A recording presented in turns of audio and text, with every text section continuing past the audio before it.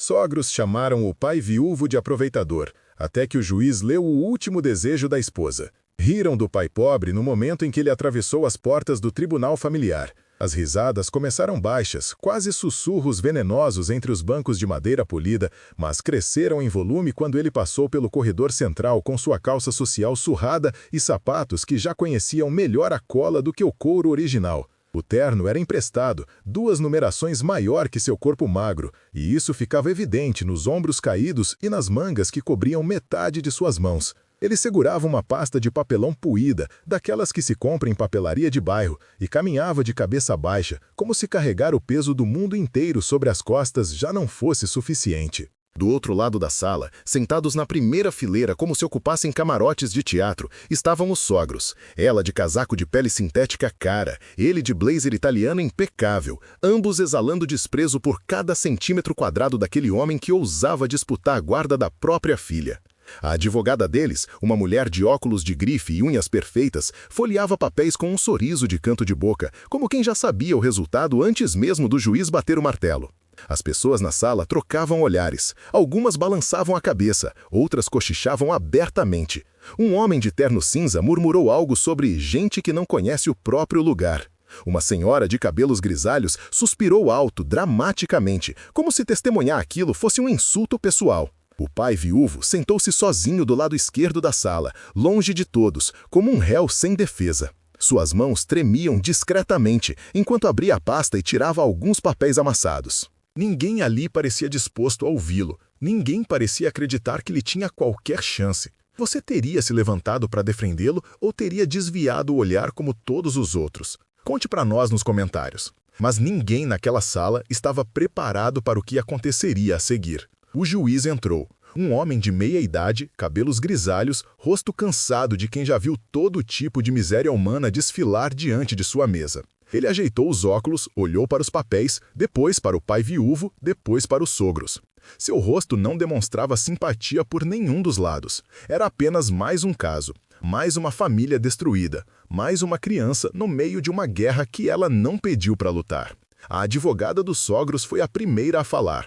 Levantou-se com elegância estudada, ajeitou o blazer branco imaculado e começou seu discurso com a voz firme e assertiva de quem cobra caro por cada palavra. Ela descreveu os sogros como pilares da comunidade, pessoas de bem, empresários respeitados, avós dedicados que apenas queriam o melhor para a neta. Disse que a menina de apenas 6 anos merecia estabilidade, merecia uma casa limpa, comida farta, escola particular, roupas novas, merecia um futuro. E então veio o golpe. Apontou para o pai viúvo e disse, sem hesitar, que ele era incapaz de oferecer qualquer uma dessas coisas. Chamou-o de aproveitador. Disse que ele estava se agarrando à memória da esposa morta para ganhar pensão, herança, simpatia alheia. Insinuou, com palavras cuidadosamente escolhidas, que ele nunca amou a filha de verdade, que ele só queria o dinheiro que a família dela tinha, que ele era, no fundo, um oportunista disfarçado de vítima. O pai viúvo abaixou ainda mais a cabeça.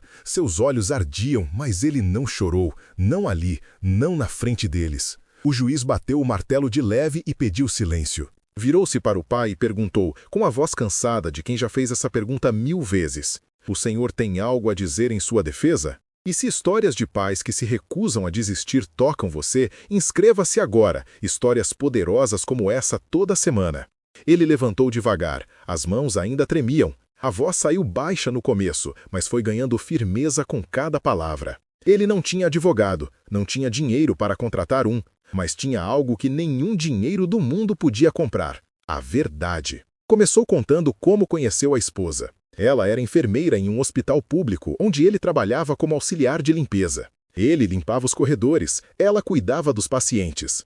Ela a viu pela primeira vez em um plantão noturno, cuidando de um homem em situação de rua que ninguém mais queria tocar. Ela segurava a mão dele enquanto ele morria, cantava baixinho. Chorava depois escondida na copa, e foi ali que ele a encontrou. Ofereceu um café. Ela aceitou. E a partir daquele café, nasceu um amor que os sogros nunca conseguiram entender, porque ela vinha de berço, família rica, sobrenome conhecido, herdeira de uma empresa de construção civil que erguia prédios por toda a cidade. E ele vinha do nada, criado por uma tia depois que a mãe morreu de parto e o pai sumiu no mundo. Estudou até o ensino médio e largou para trabalhar. Não tinha sobrenome, não tinha herança, não tinha nada além de honestidade e disposição para trabalhar até as mãos sangrarem. Os sogros odiaram o relacionamento desde o primeiro dia. Chamaram a filha de louca, disseram que ela estava jogando a vida fora, ameaçaram deserdá-la, tentaram suborná-lo para que fosse embora, ofereceram dinheiro, muito dinheiro. Ele recusou, não porque fosse orgulhoso, mas porque amava aquela mulher mais do que qualquer quantia pudesse comprar. Ela escolheu ele, casou-se contra a vontade da família, perdeu a herança, perdeu o contato com os pais por 2 anos. Mas ganhou algo que eles nunca conseguiram dar a ela: liberdade. E no 3º ano de casamento, ela engravidou. E quando a filha nasceu, ela foi a coisa mais linda que ele já tinha visto. Olhos grandes e curiosos, sorriso que iluminava qualquer cômodo. E a esposa, segurando aquela criança no colo, olhou para ele e disse: "Agora somos uma família de verdade." Os sogros voltaram à vida deles só depois que a neta nasceu. Não porque tinham mudado de ideia, mas porque queriam garantir que a menina tivesse acesso ao dinheiro da família. Visitavam pouco, criticavam tudo. A casa era pequena demais, o bairro era perigoso, a escola era fraca. Mas a menina era feliz. Ela ria alto, brincava na rua, dormia entre o pai e a mãe todas as noites. E isso, para ele, valia mais do que qualquer mansão. Até que a esposa adoeceu. Foi rápido, agressivo, câncer no pâncreas. Os médicos deram 6 meses. Ela viveu 4. E naqueles 4 meses, ele fez tudo. Largou o emprego para cuidar dela em tempo integral. Trocava as fraldas dela quando ela não conseguia mais se levantar. Dava banho, preparava comida que ela mal conseguia engolir. Segurava a mão dela nas madrugadas quando a dor ficava insuportável. E a filha, pequena demais para entender, subia na cama e abraçava a mãe com toda a força que seus braços de 5 anos conseguiam reunir. Os sogros apareceram 3 vezes durante aqueles 4 meses, e toda vez que vinham, traziam advogados. Não para ajudar, mas para garantir que, quando ela morresse, eles teriam direito sobre a neta. Ela morreu em uma terça-feira de manhã. O sol entrava pela janela do quarto. A filha estava na escola. Ele estava segurando a mão dela. E as últimas palavras que ela disse foram: "Proteja nossa filha. Não deixe eles levarem ela de você. Promete." Ele prometeu, mas 3 dias depois do enterro, os sogros bateram na porta com uma intimação judicial, pedido de guarda, alegação de incapacidade parental. E começou a guerra. Você lutaria até o fim aqui ou simplesmente desistiria? Deixe sua opinião nos comentários. O pai viúvo parou de falar, engoliu seco, olhou para o juiz e disse com a voz embargada: "Eu não tenho dinheiro. Não tenho casa própria, não tenho sobrenome importante, mas eu tenho algo que eles nunca vão ter. Eu conheço minha filha. Eu sei que ela tem medo de trovão e dorme com a luz acesa. Eu sei que ela não gosta de cenoura, mas come se eu disser que vai deixar ela forte como a mãe. Eu sei que ela chora escondida todas as noites chamando pela mãe. E eu sou o único que sabe como acalmar ela. Eu sou o único que ela tem. E se vocês tirarem ela de mim, vocês vão destruir o que resta da família que a mãe dela construiu. E eu prometi a ela que não deixaria isso acontecer." A sala ficou em silêncio.